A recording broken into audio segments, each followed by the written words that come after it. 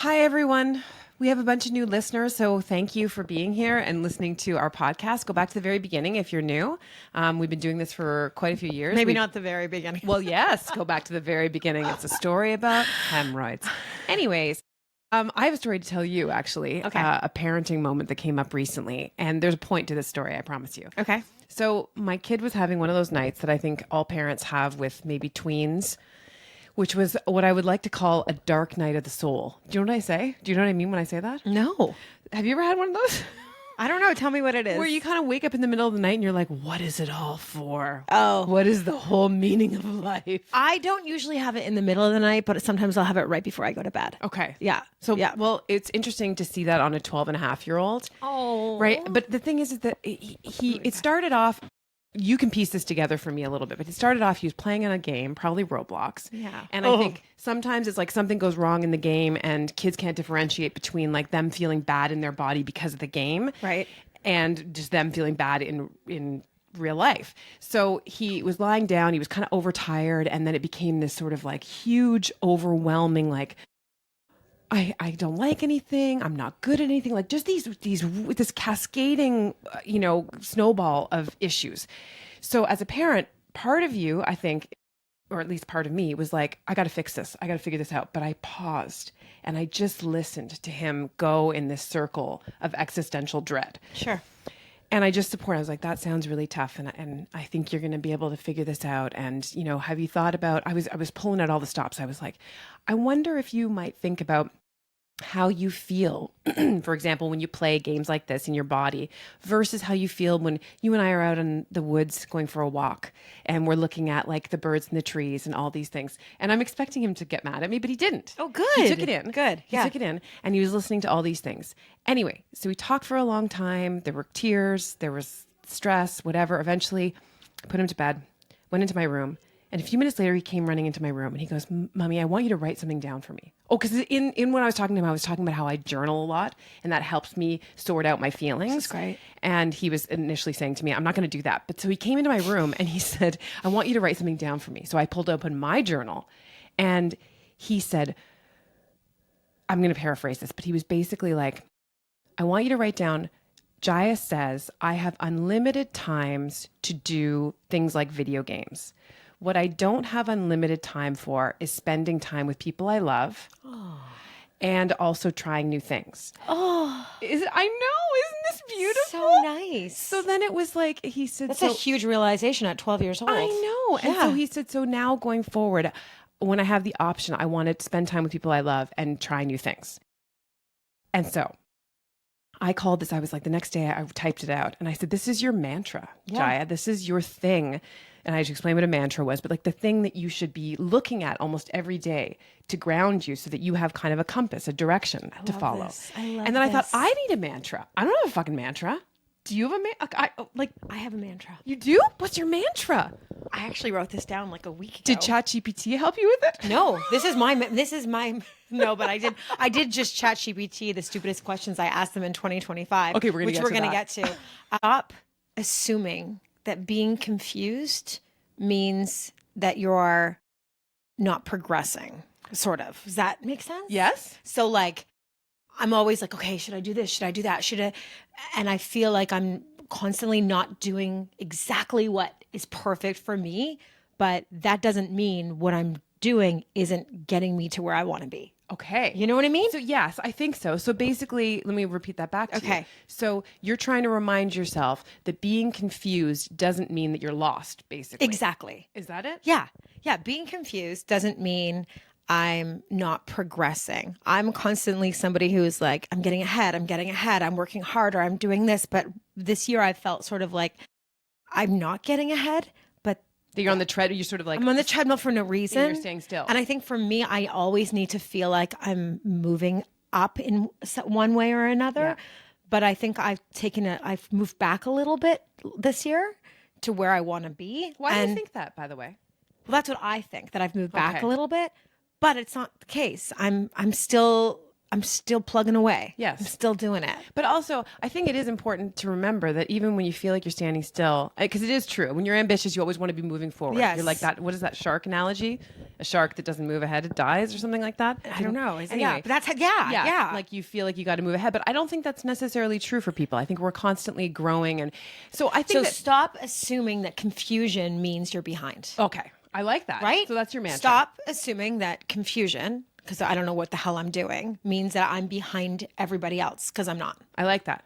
I think it is this time of year where people start reflecting on like, what did I accomplish in this year, and sort of what do I want to look forward to next year? What's yours? So, well, the mantra thing, I don't know. I haven't come up with it yet. I think my mantra might be, well, let me just pause for a second before I get to that, because what I realized is also, so I think I've shared that Jason's dad was in the hospital. He'd taken a fall, second time in almost a year.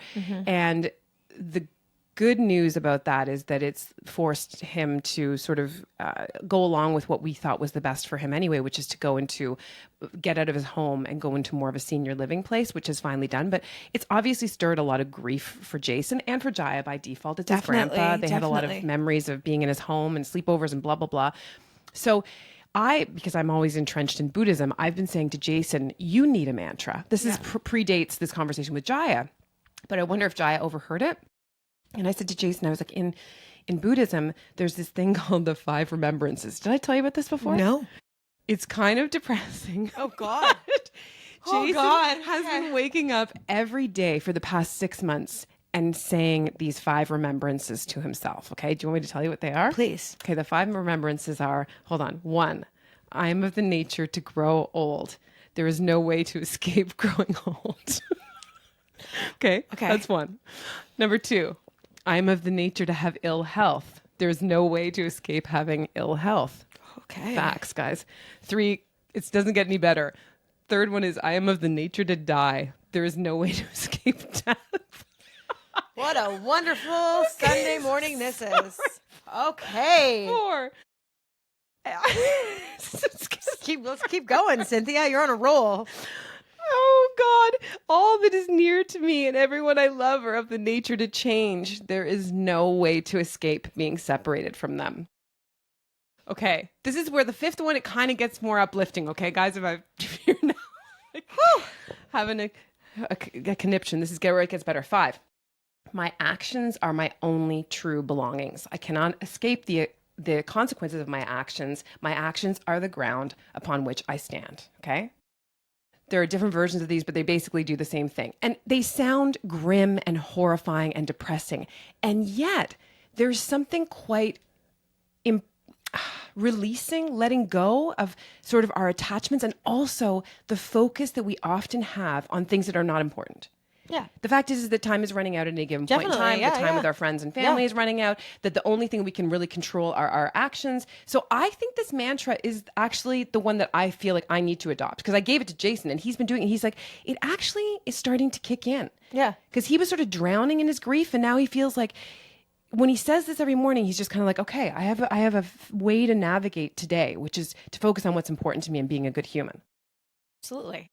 And trying to focus on having some joy in every single day. Yes. Right? Like to enjoy doing this podcast with you right now. Yes. Like 5 years ago, I didn't even know you and we wouldn't be here. And even though this seems like work, it's not really work. Like we're hanging out and we're talking, right? Like it's wonderful. So enjoy this. Enjoy that our kids are playing together upstairs. Yes. Enjoy that we have a really nice coffee and tea in our hands. Yes.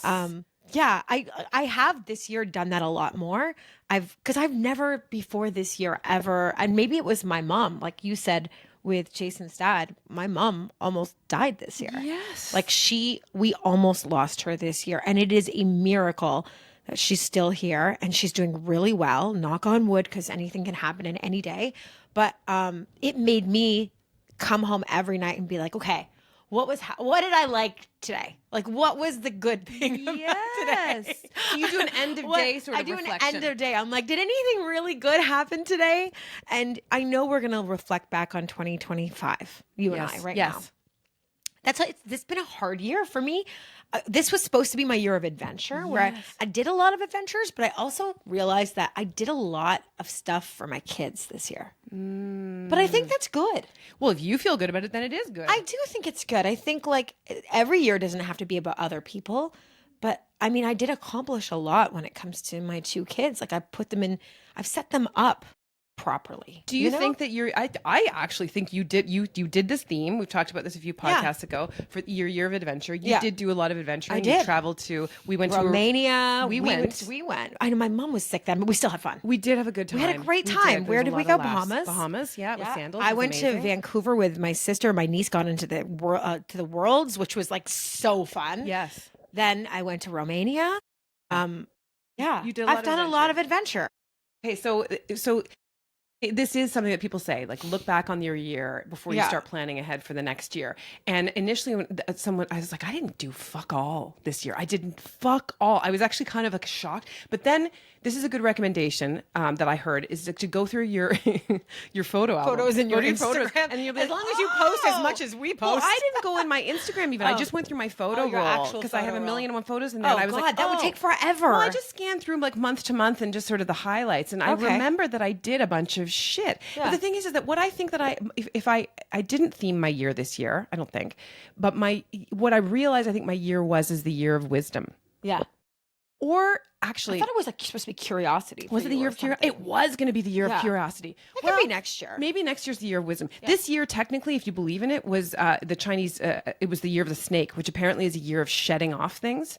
So maybe that inadvertently was a bit of I feel like I was getting rid of shit.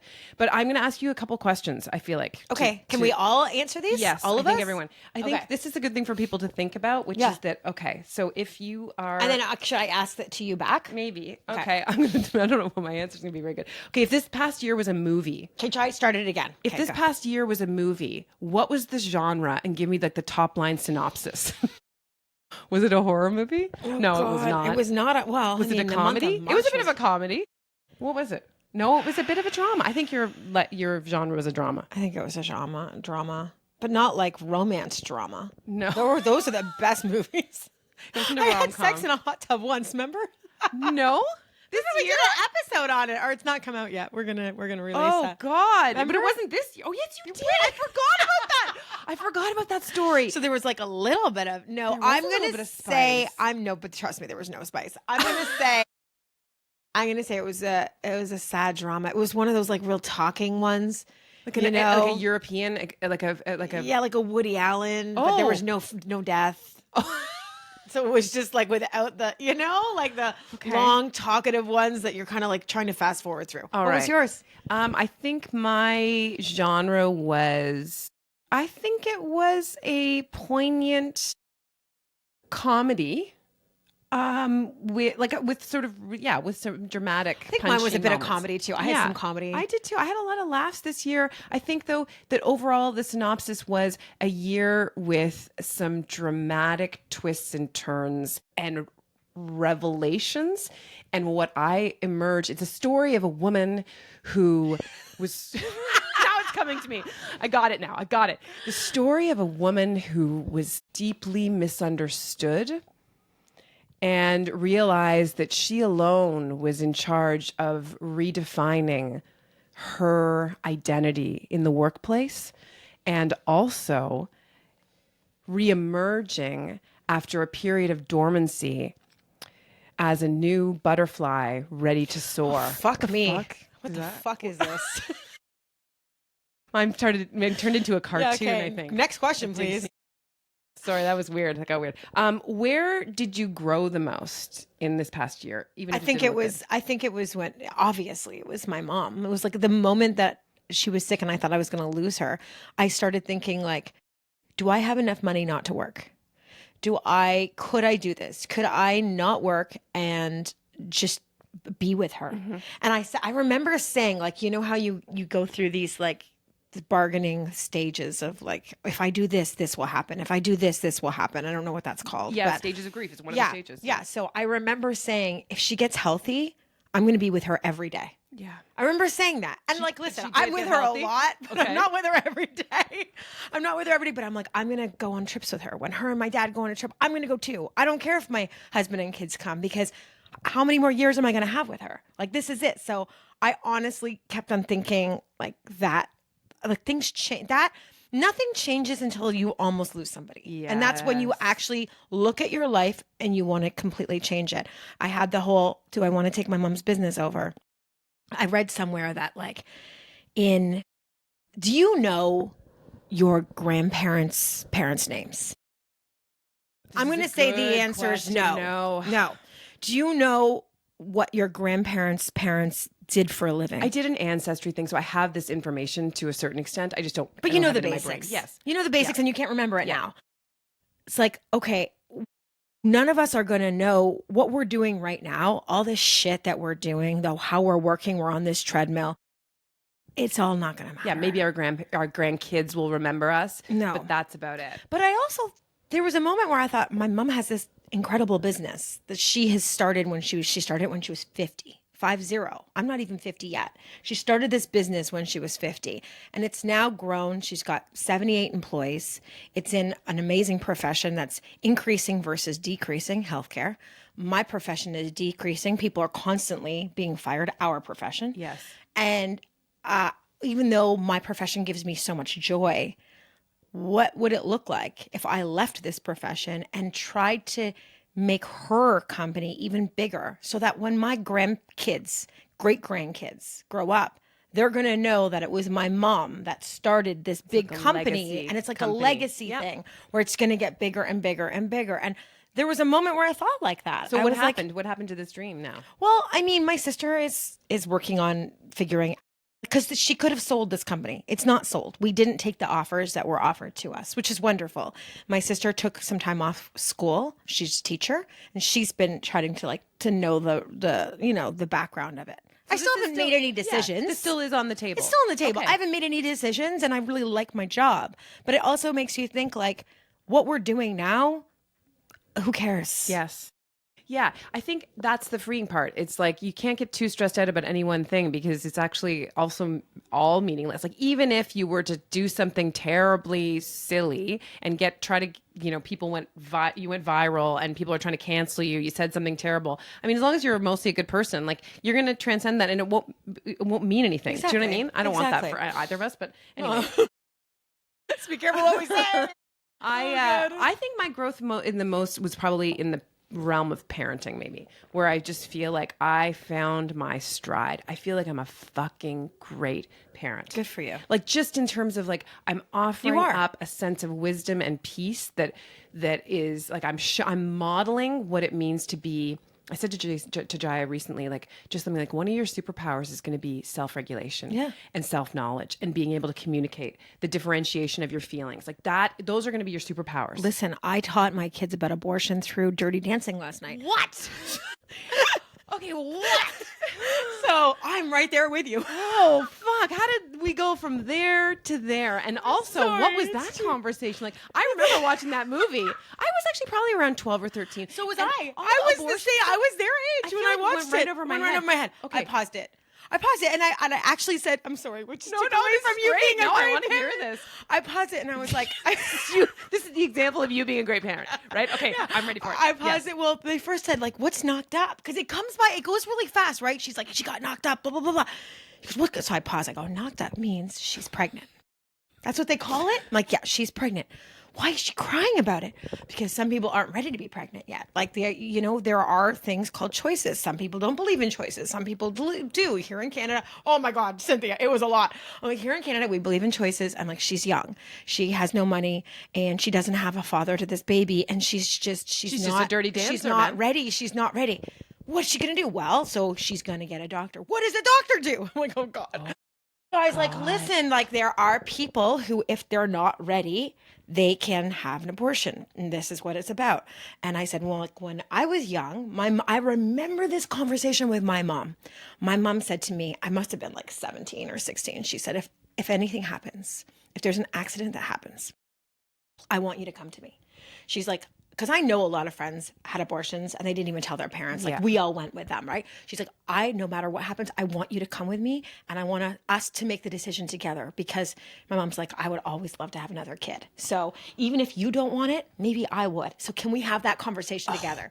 And I was like, shut up, Mom. This is the worst conversation. I remember that. So I just told my kids, I said, listen, there are things, and abortion's this, and this is what happens. And then, of course, the doctor comes and with a dirty knife. Remember that? yeah. So I said, there's also bad doctors out there, and there's things that can happen. That wasn't to a doctor. girls. Didn't she just get some like sort of like? Well, they never really explain it. They just said some doctor came through town with a dirty knife and she was screaming, and like they do. God. Not as fun as like Horrible. it was a fast part of it. I gave my kids the understanding of this is what happens. Well, good. And also, that was you it. know what you're doing in that moment too is you're saying, I am a resource you can come to ask questions about things, and I'm not going to shame you for asking those questions. And that to me is the most important thing about that conversation. The reason we watched it is because a kid that Cole knows, we're trying to buy a Secret Santa gift for him, and he's like, all he likes is Dirty Dancing, Mom. That's it. He only likes Dirty Dancing. So you gotta like watch. Well, I was that. like, I'm not getting it. What do you What mean? is the gift for the kid? I was like, what?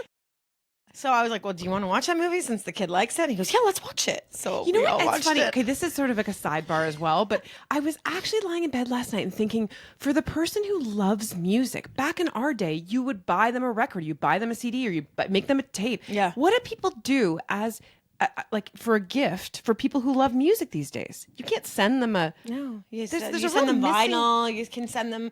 I mean, there are still stores that, like, I was in the Scarborough Town Center. There are stores with like band shirts and stuff like that. But you're not going to buy a Dirty You're Dancing not going to. t-shirt for But this you know what guy. I realized about Dirty Dancing? Sorry, totally off base here. That movie, there's not a lot of talking. It's a lot of music. In fact, most of everything happens during music. The whole learning to dance, there's hardly any talking. Yes. It's all different songs. And then even the romance. Hey, what kind of baby? Yeah, you know they're that doing the everyone lip would syncing. dance on She's the doing like the ground? lip sync of it. It's No. all music. It's And it's so like, we don't good. have movies like that where it's almost all music. And the end has got that Michael Jackson moment where all of them walk up together and she know, comes it's down and so that is a good. movie that I couldn't say no to my kids to watch. So I had to just explain the And I abortion love part. also that they didn't like each other. Like Patrick Swayze and Jennifer Grey like had all this tension behind the scenes. She didn't want him cast. Like there's such an interesting backstory, and also how long it took for that movie to get made. Like that script had been floated around and nobody wanted it for ages, and then it became this massive success.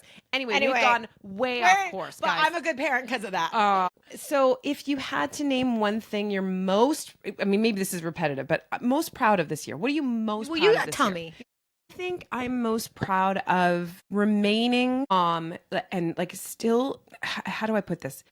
I started off this year working with an amazing coach. She was wonderful.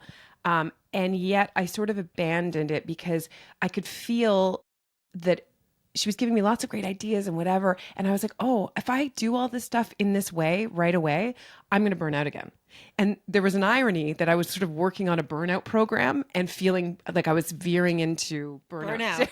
Yeah. And so what I did was I pumped the brakes on that. And, I'd been planning a whole bunch I've been planning a retreat. I was thinking, you remember this, like ages ago. Mm-hmm. And I was like, but then Melissa Grello, who's my co-host, she planned a menopause retreat. And I ended up working on something for her retreat that was sort of adjacent. And it felt really, really good to just be like, okay, I don't need to do all of the things right away. I can do this sort of similar, like I had this big lofty goal, but recognized that if I went down that path, I was going to be adding too much to my plate, period. Yes. And having the self-knowledge to not let myself go into ambition mode and doing mode and actually being self-aware to pump the brakes on that and doing something that still was creatively fulfilling without becoming exhausted. That's great. Yeah. Yeah. I'm most proud of that. Yeah. What are you most proud of? For me, I guess it's in the parenting realm. I finally recognized that my son was not doing well in the public school system that he was in.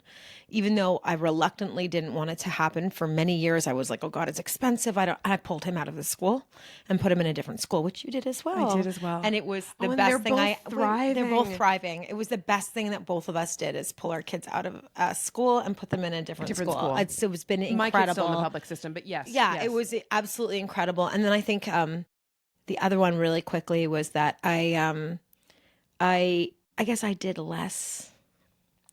I don't know if I'm proud of myself for that, but I've been doing less. So yeah. I actually can reflect back to you what I'm most proud of you for doing. Okay. Well, just thinking back to what you going through with your mom, first of all, you were away on a work trip, and I was with you during that time. It was Sandals Resort. It was in Bahamas, and you had to work every single morning during that, which is in and of itself a testament that you stayed there during that incredibly stressful time and not only performed well, but were able to sort of like navigate your worry and grief and still show up and be professional. That was incredibly impressive.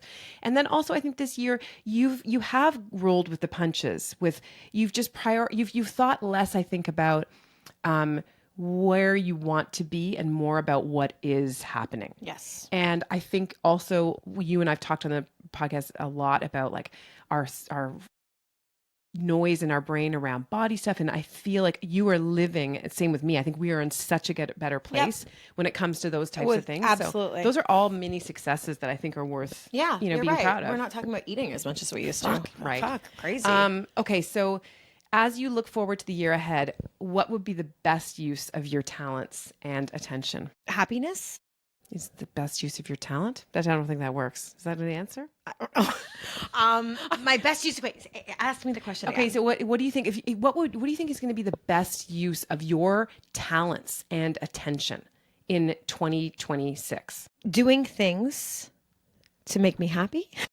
That's great. That's it. Did I answer it better? Yes. Doing things that really I'm doing them for me. Yes. Oh, that's what I was going to say for the last question. I went away on trips without my kids and my husband. 4 trips I went on last year without my husband and my kids. So that's interesting because you had said earlier that you think that you spent the whole year kind of focusing on your kids. I didn't, though. You didn't. You balanced. No, but I did a lot for my kids, but I also did a lot. I went away without them, which is amazing. That is amazing. So yeah, like I think just doing things to make me happy. Yes. Because that's really the whole point of what we're doing in life, right? It's just about doing things to make us happy. Fuck yeah.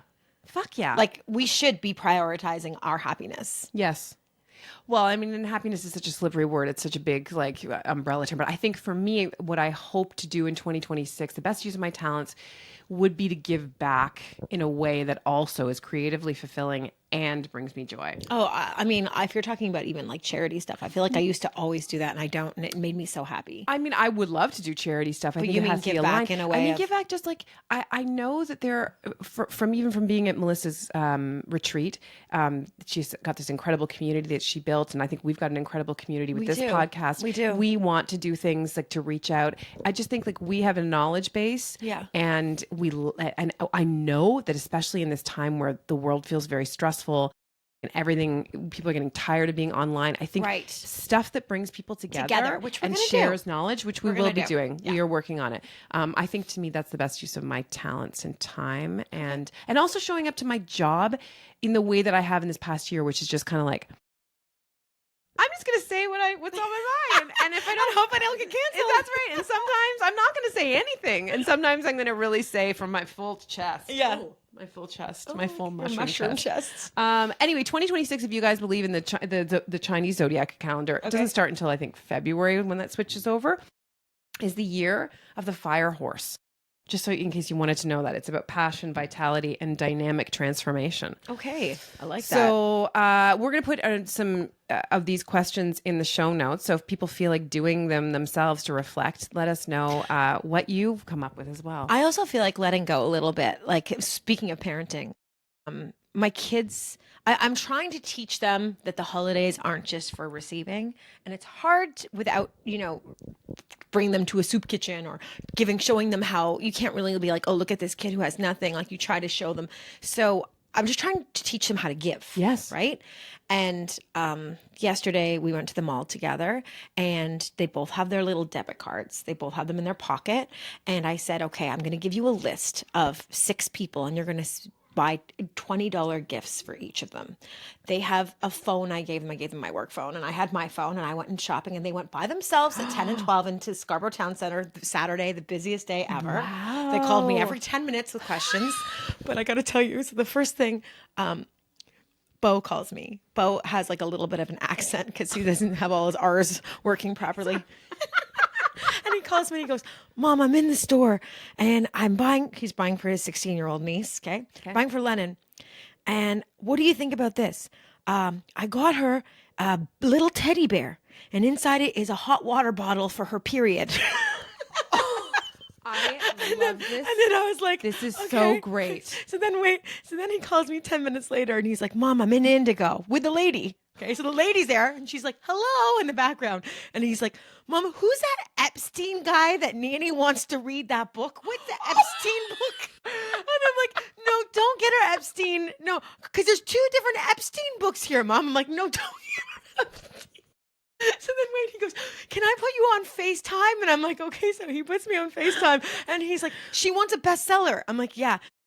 He shows me pictures of men who have like long flowing hair. And it's like the romance, like Harlequin romance, which my mom's like not into it all. He goes, can I get her one of these?